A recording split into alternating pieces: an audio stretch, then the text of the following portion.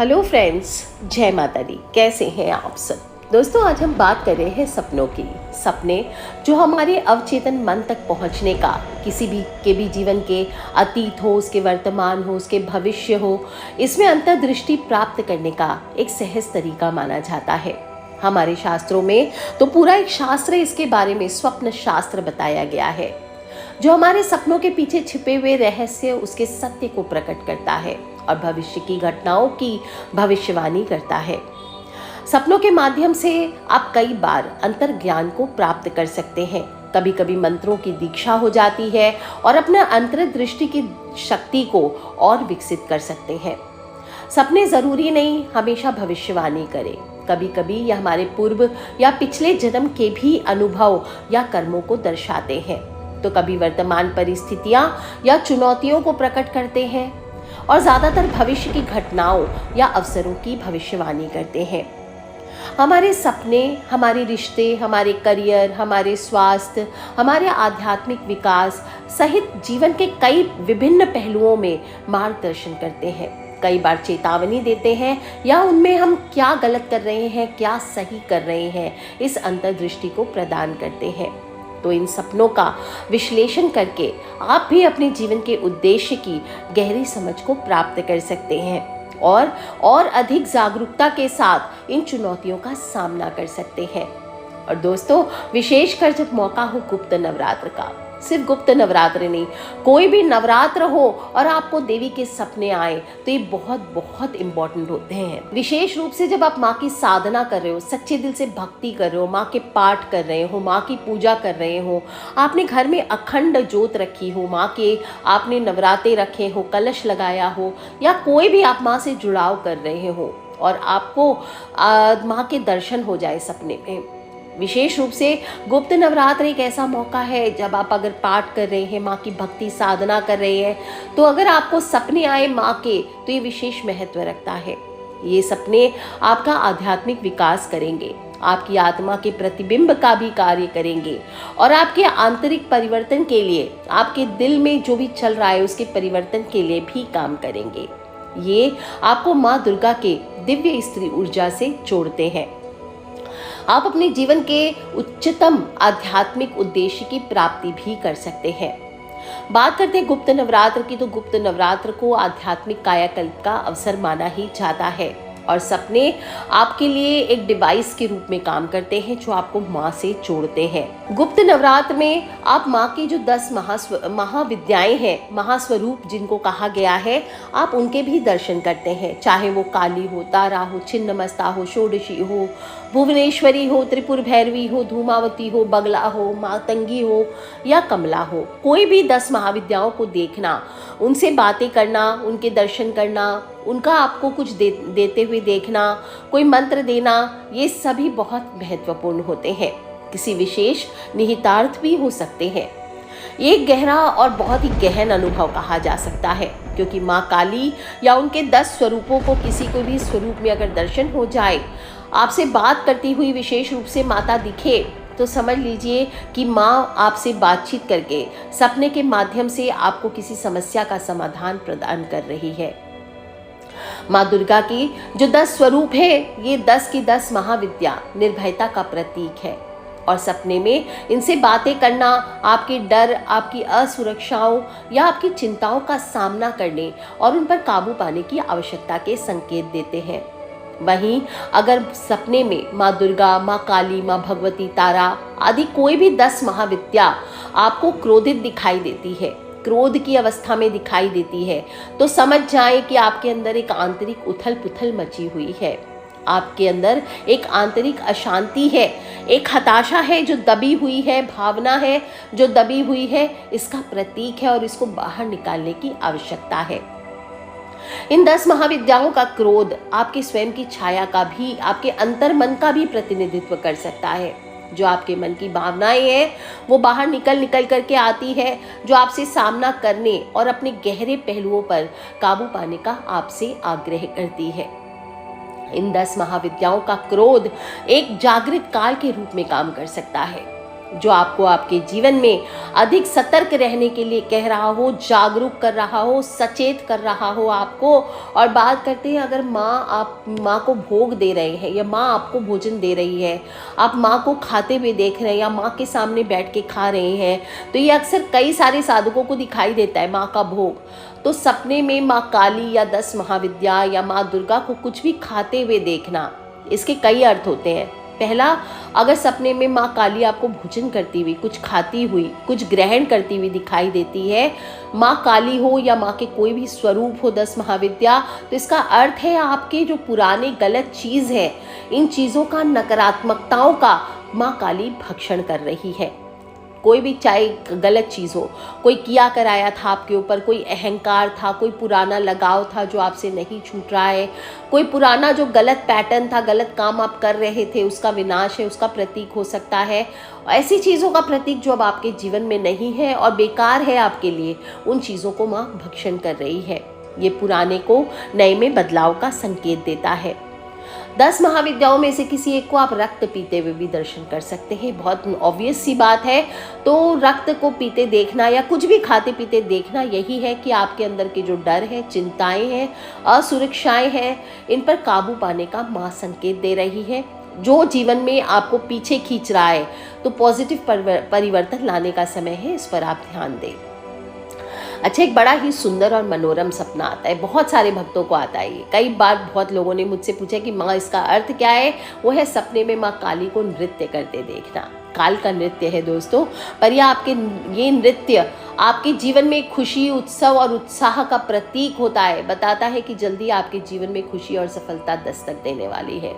काली हो, उनके स्वरूप हो, इनका नृत्य आपकी बाधाओं से मुक्ति के संकेत देखता है।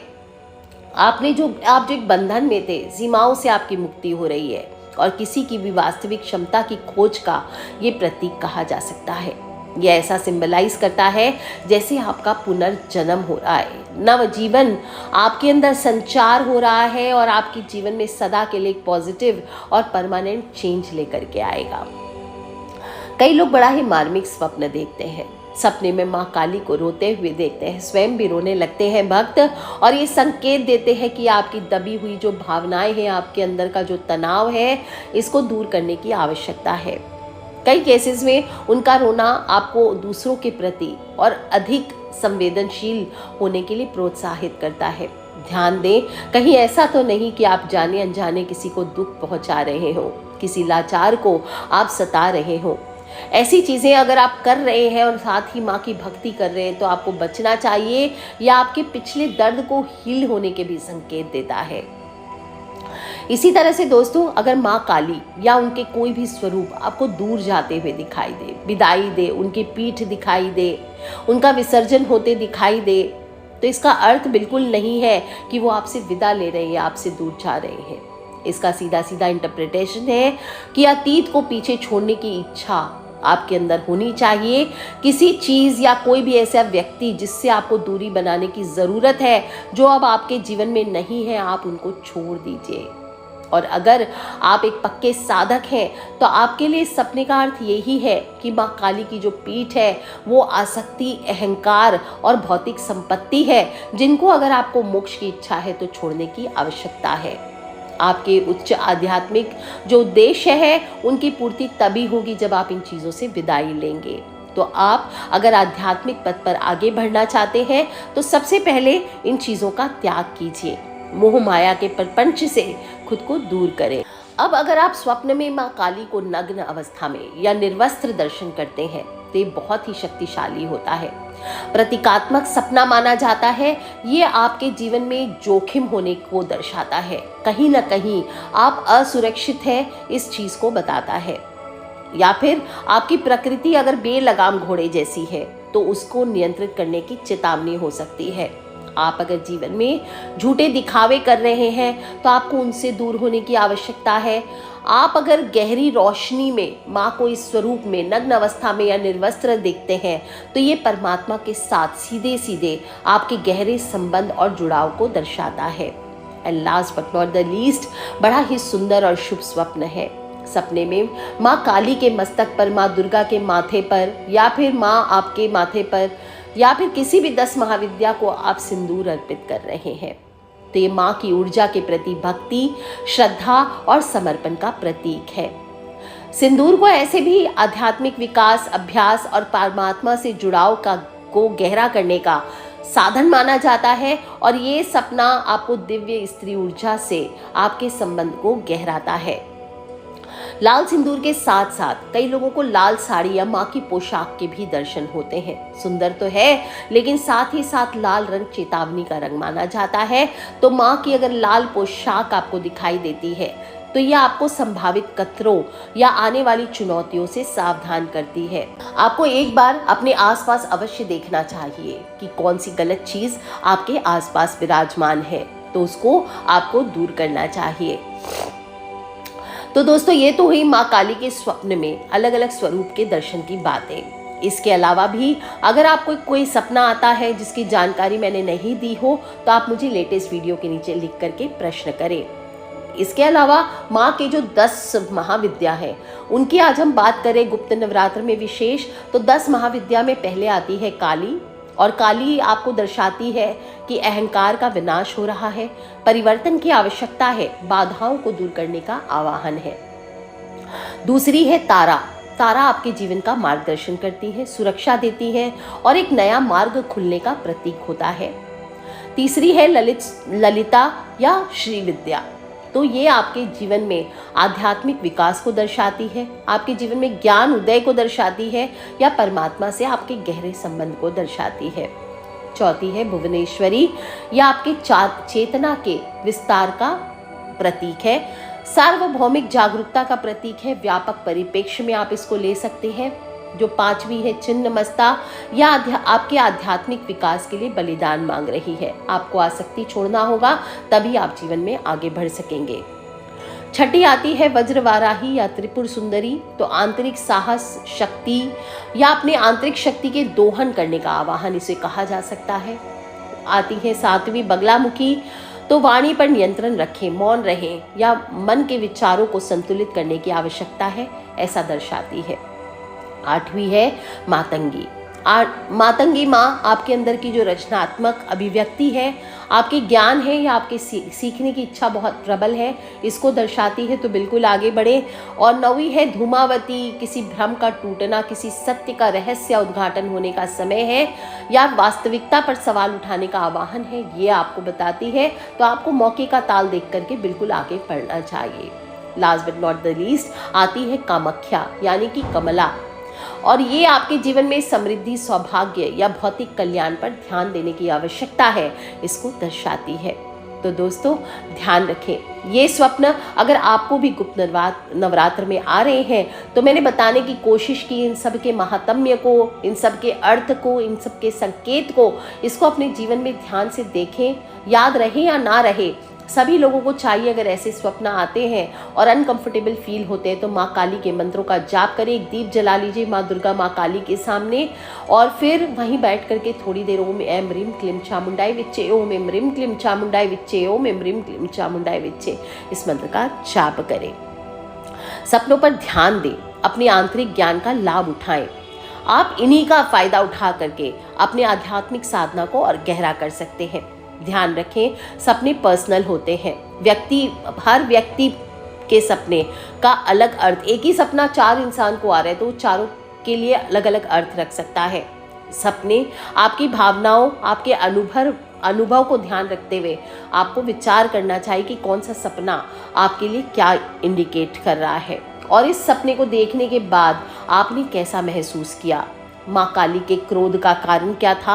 आपका अंतर्ज्ञान आपको इस शक्तिशाली सपने के गहरे अर्थ को समझने में स्वयं ही मदद करेगा।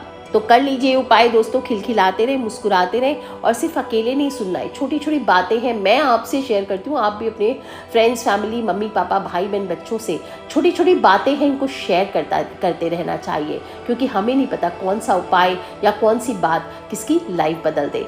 और दोस्तों, ये तो सपनों के अर्थ की बात है, तो सभी को, हम सबको मिलकर गुप्त नवरात्र में माँ का प्रचार करना है। इसी सच्ची भावना के साथ आज के लिए इतना ही। Take care friends, love you all. जय माता दी, बम बम भोलेनाथ की जयकारा, शेरा वाली दा बोल, सांचे दरबार की जय।